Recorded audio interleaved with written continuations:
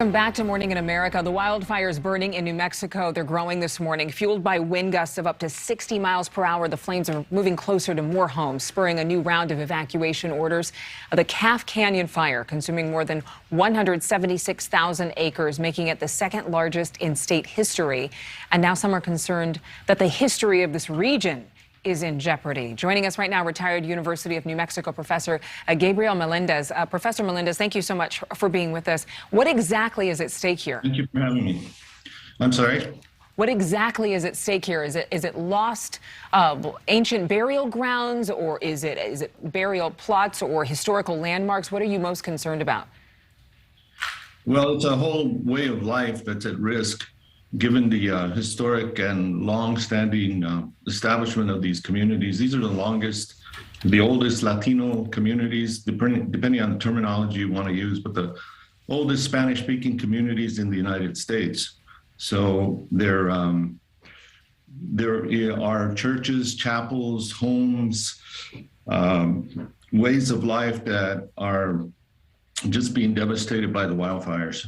When you say ways of life, do you mean there are communities there who have actual, I'm trying to get a picture to our viewers as to what exactly you are most concerned about. Well, I think it's the self-reliance and exhibited by the people who have lived there over generations. So they have adapted to those upland communities, these upland valleys that are on the eastern side of the Sangre de Cristo Mountains, the mountain range that's in central New Mexico.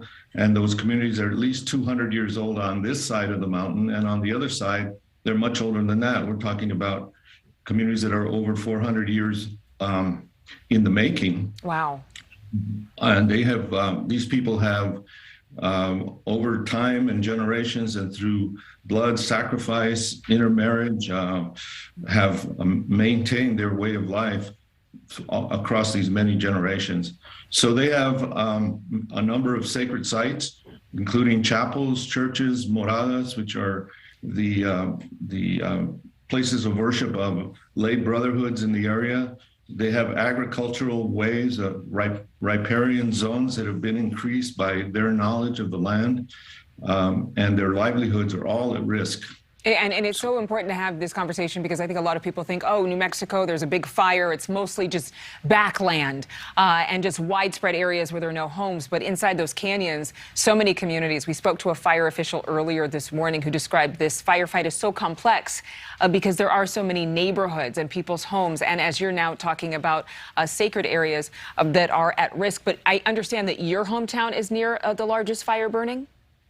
That's right, my hometown, and we just got word overnight that the fire had increased because of winds yesterday, and which are continuing, and they are directly affecting a sacred chapel that's in the way of the fire currently, and then neighbors' homes all across that part of the valley.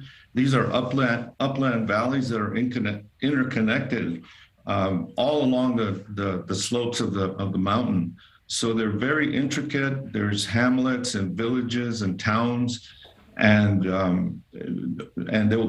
if they survive, it'll be because of the resilience of the people to rebuild and to come back and to make the best of this situation. Yeah. It's really akin to the spirit that you see in the Ukrainian resistance to threat from the outside. In this case, it's a natural threat. It's the wildfires, but people are pulling together. Well, it's so good to see communities pull together, and the work of our firefighters who are there trying their best to beat that wind. Hopefully it dies down.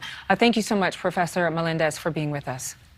Thanks. It's a pleasure. Thanks for having me. Absolutely. Thank you so much for watching. Make sure to click on the red subscribe button below so you can get more of NewsNation's fact-driven, unbiased coverage.